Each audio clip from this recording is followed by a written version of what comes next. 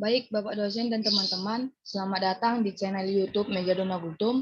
Di sini saya akan memaparkan tugas individu dari mata kuliah Etika dan Tanggung Jawab Profesi. Dari Fakultas Hukum UKI, nama saya Megadona Gultum dengan NIM 20450.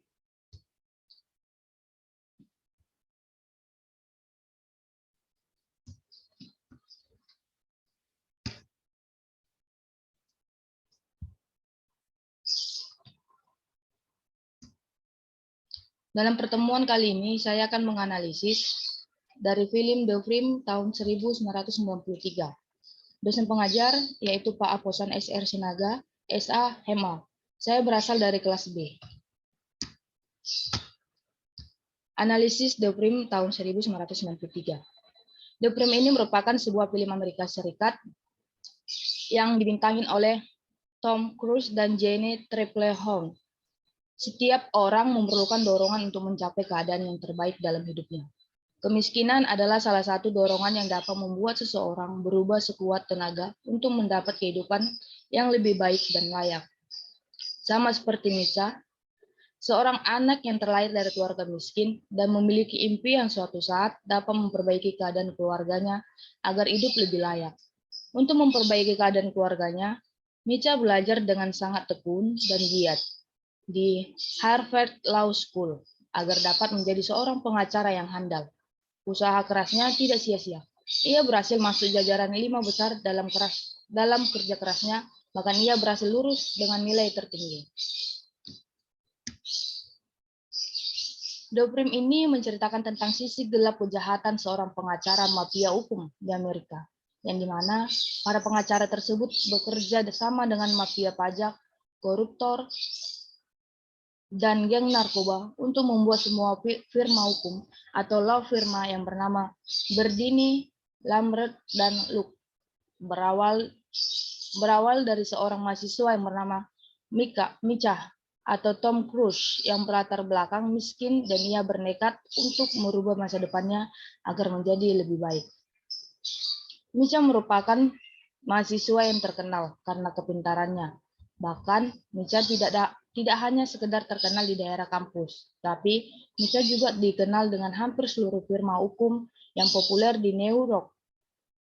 Dari situlah firma hukum yang bernama Berdini, Lambert, dan Luke telah memata-matai Micha untuk sebelum Micha lulus dari Harvard Law School dan berencana untuk merekrut Micha segera setelah lulus dan menyuap Harvard Law School agar mereka mendapatkan Micha. Kemudian setelah Micha lulus, dia mendapat banyak tawaran dari firma hukum. Namun memiliki tawaran dari firma hukum bernama Berdini, Lambert, Luke atau BL dan L. Karena tawaran dari perusahaan ini dikira berpeluang sangat bagus untuk Micha sebagai menjadi seorang kaya dan dapat membangun keluarga bahagia dan sejahtera dengan istrinya. Di hari pertama, Micha masuk ke kantor tempatnya bekerja. Dia bertemu dengan mentornya yaitu Avery, yang kemudian menjadi supervisor dari karyawan baru di kantor tersebut. Avery bercerita tentang law firma tersebut yang menggunakan segala cara untuk mendapatkan keuangan yang banyak. Dalam beberapa hari berikutnya, Micha dan Avery ditugaskan ke sebuah pulau kecil untuk mendapatkan banyak uang dari klien pengusaha kaya, dan dia membutuhkan bantuan mereka untuk menghapus pajak perusahaannya dan menghilangkan jejak pencucian uangnya. Micha tidak tahu bahwa semua ini hanyalah jebakan yang menggodanya untuk tinggal di firma hukum dan diikat sampai mati. Namun, kebaikan Micha malah berujung petaka. Wanita penggoda Micha yang akhirnya membuat Micha tergoda dan berujung menyetubuhi wanita tersebut. Muluto di Chicago, mitra perusahaan dan sebagian besar mitra terlibat dalam penipuan pajak besar dan skema pencucian uang. Micha mendapatkan peringatan bahwa rumah, mobil, dan kantornya mungkin telah disadap. FBI mendesak Micha untuk memberikan bukti kepada Biro Komunikasi Radio bahwa mereka dapat digunakan untuk dapat mengejar Muluto dan menembak jatuh ML dan L. Micha tahu dia menghadapi pilihan yang sulit. Jika dia bekerja di FBI, dia percaya bahwa Meskipun dia masih hidup, dia harus mengungkapkan informasi tentang klien yang sah sehingga melanggar hak istimewa daripada pengacara. Klien dan berisiko dicabut izin prakteknya. Namun, FBI memperingati Micha bahwa jika dia tetap dengan perusahaan tersebut, dia pasti akan masuk penjara.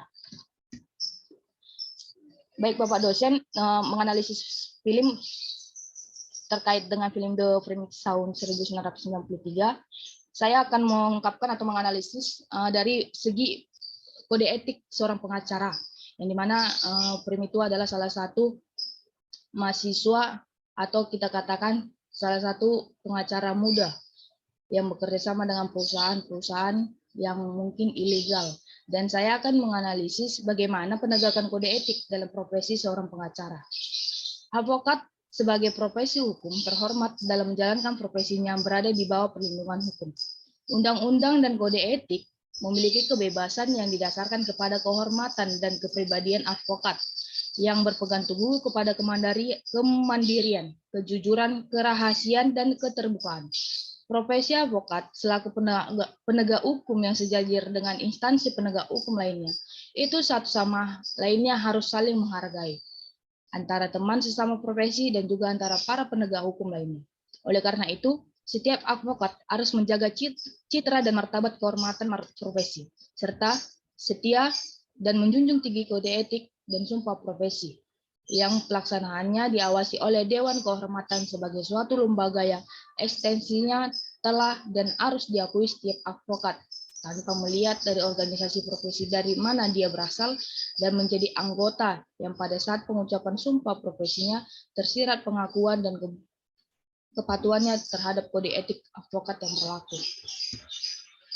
Dengan demikian, kode etik advokat di Indonesia merupakan sebagai hukum tertinggi dalam menjalankan profesi yang menjamin dan melindungi, namun membebankan kewajiban kepada setiap advokat untuk jujur dan bertanggung jawab dalam menjalankan profesinya, baik pada klien, pengadilan, negara, ataupun masyarakat, dan terutama kepada dirinya sendiri.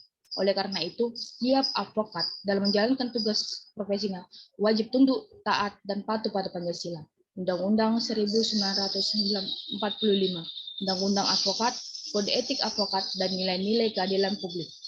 Dengan demikian juga, setiap advokat tidak boleh melakukan tindakan dan perbuatan yang bertentangan dengan moralitas dan mencederai rasa keadilan publik. Jika terdapat advokat yang menjalankan tugas profesi tidak sejalan dengan hal-hal kode etik advokat, maka siapapun dapat melakukan pengaduan kepada Dewan Kehormatan Pradi. Mereka memiliki kewenangan memeriksa dan mengadili pelanggaran kode etik profesi advokat.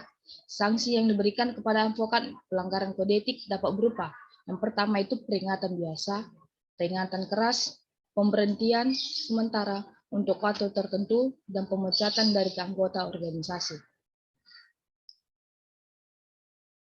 Selain itu juga, saya sedikit menambahkan, di dalam menganalisis profesi kode etik pengacara, dari film ini, The Frame ini, tahun 1993, ini merupakan film rekomendasi banget bagi para calon sarjana hukum, terutama bagi seorang pengacara.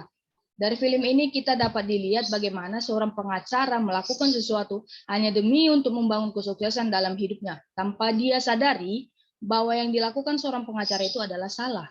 Jika kita ingin melihat seorang pengacara, harus benar-benar taat hukum, terutama setiap pada kode etik profesi yang kita jalani atau yang sedang dijalani. Menjaga rahasia klien adalah hal yang utama dalam profesi pengacara. Kejujuran dan ketaatan pada undang-undang suatu pokok dalam menjalankan tugas dan tanggung jawab. Itu makanya kita sebagai calon pengacara muda harus dapat menganalisa dan memahami kode etik profesi pengacara itu sendiri. Baik Bapak dosen dan teman-teman semuanya yang dapat menonton video ini, sekian dan terima kasih dari analisis saya pada hari ini. Kurang lebihnya saya mohon maaf. Sekian dan terima kasih.